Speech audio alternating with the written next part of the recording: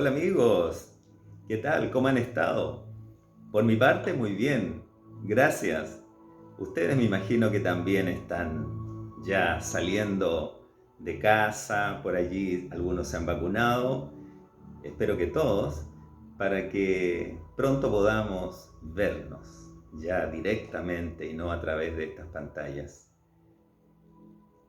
Ser cristiano, en eso he estado pensando, ser cristiano. Ser cristiano para muchos es sencillamente pertenecer a una iglesia, a una comunidad, participar en un culto, en una misa, en una reunión, como queramos llamarle. Para algunos también es leer la Biblia, es tener un pastor, en fin. Y así transcurre la vida cristiana, la vida del creyente, del que cree en Jesús. De domingo en domingo, algunos los jueves también, o van a alguna actividad de la iglesia de vez en cuando. Ser cristiano en estos tiempos es una característica más que puede tener la persona, algo en su currículum o en su ficha, ¿no? Eh, una, una frasecita ahí, soy cristiano. ¿Usted qué religión tiene? Le preguntan. En el censo hacen esa pregunta y uno dice, bueno, soy cristiano. Ah, sí, ¿de qué iglesia? Y le preguntan, ¿no? Y así es ser cristiano actualmente. Y lo tomamos de una forma tan liviana, tan fácil. eh, a lo más alguien dice, no, que si es cristiano tiene que cumplir los mandamientos, o si es cristiano tiene que ayudar a su prójimo, si es cristiano no puede comportarse en forma poco ética, o tiene que decir cierto tipo de palabras, tener un lenguaje especial como cristiano, hablan distinto. Tantas formas, ¿no? Hasta de vestirse, de vestirse también. Hay algunos movimientos, iglesias, que se visten de cierta forma, distinto al común de las personas. Pero el ser cristiano es algo más profundo realmente. El seguir a Jesucristo, el que Cristo sea mi Salvador y el Señor de mi vida. Y fíjense ustedes que los cristianos, el cristianismo tiene ya 21 siglos de existencia. Y si nosotros retrocedemos en los siglos hacia el primer siglo, nos vamos a dar cuenta que los cristianos, los primeros cristianos, se esforzaron, eh, vivieron cosas muy difíciles, tuvieron experiencias tremendas, terribles, que incluso les costó la vida, dieron su vida por la causa de Jesucristo. Nosotros no damos la vida en términos de morir, en términos de que nos degüellen o que nos guillotinen o que nos maten, ¿cierto? No damos la vida de esa forma como la dieron los primeros cristianos, muchas veces eh, despedazados por un león en el circo romano. Eso lo vemos nosotros en las películas y lo vemos casi como un mito, una fantasía. No nos ponemos realmente en el lugar de esas personas que fueron los primeros, los que fundaron nuestra fe, la Iglesia de Jesucristo.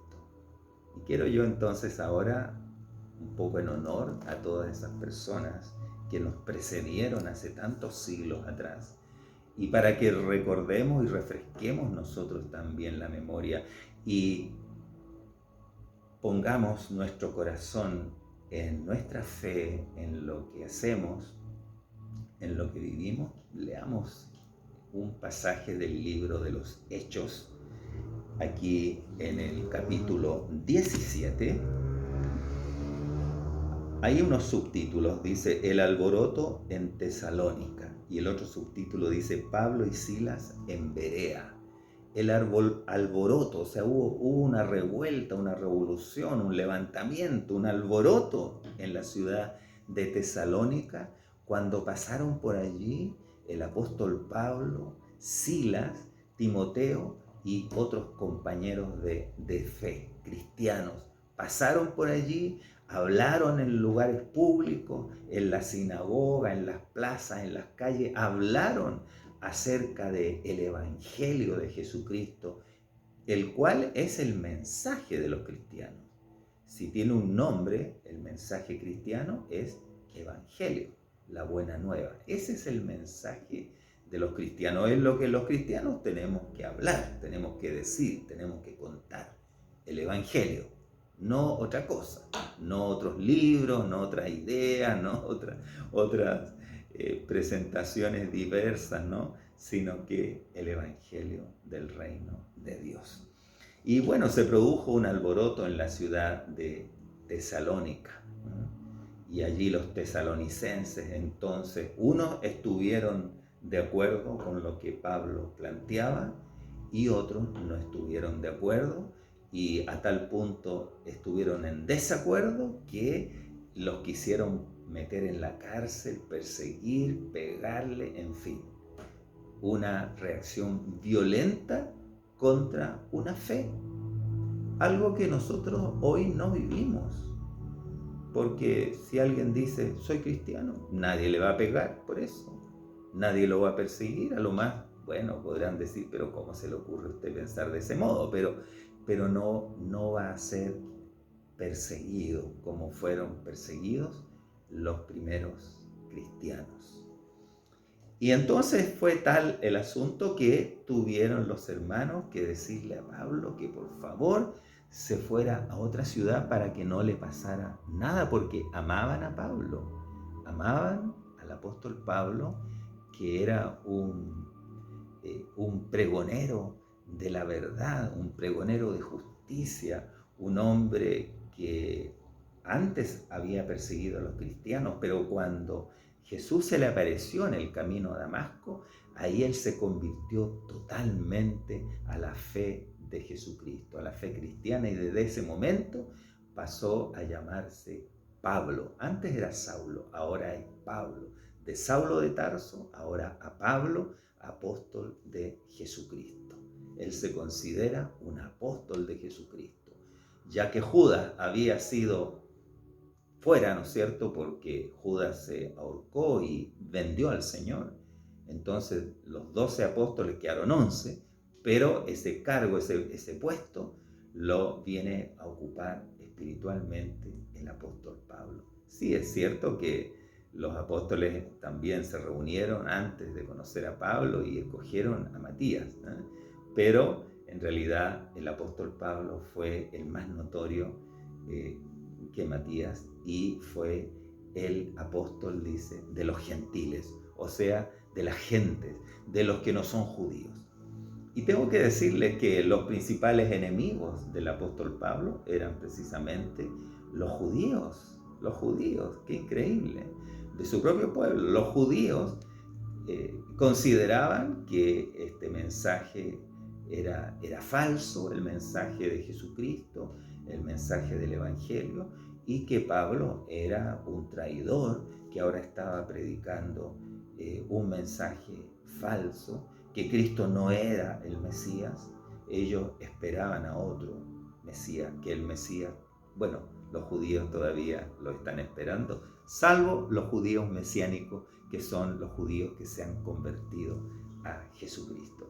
Y dice el versículo 10 del capítulo 17 de Hechos: inmediatamente los hermanos enviaron de noche a Pablo y a Silas hasta Berea. Esta es otra ciudad, una ciudad más pequeña que queda cercana a Tesalónica.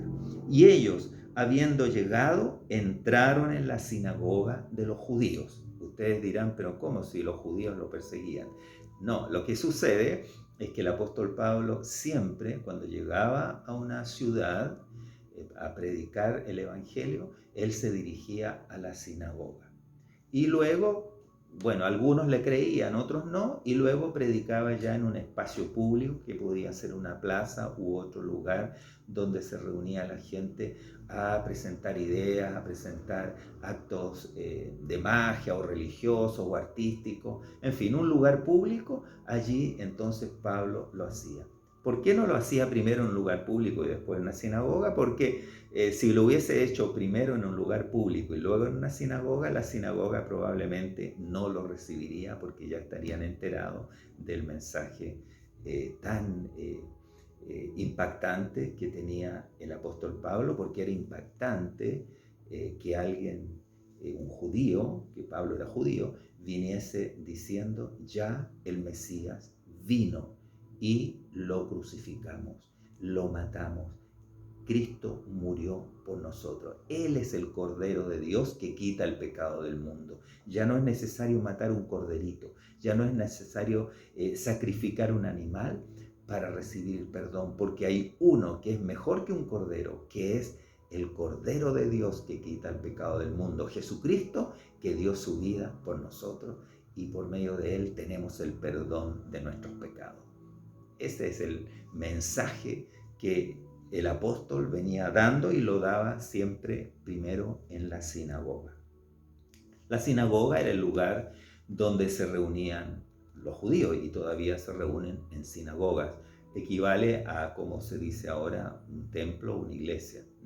La sinagoga de los judíos, donde ellos hacen su ritual y estudian la Torá, es decir, estudian los libros de la Biblia, los 5 primeros libros, la Torá, y los profetas, el resto de los libros del Antiguo Testamento. Y estos, dice, hablando de los judíos de allí, de Berea, eran más nobles que los que estaban en Tesalónica. Eran de un corazón mejor puesto.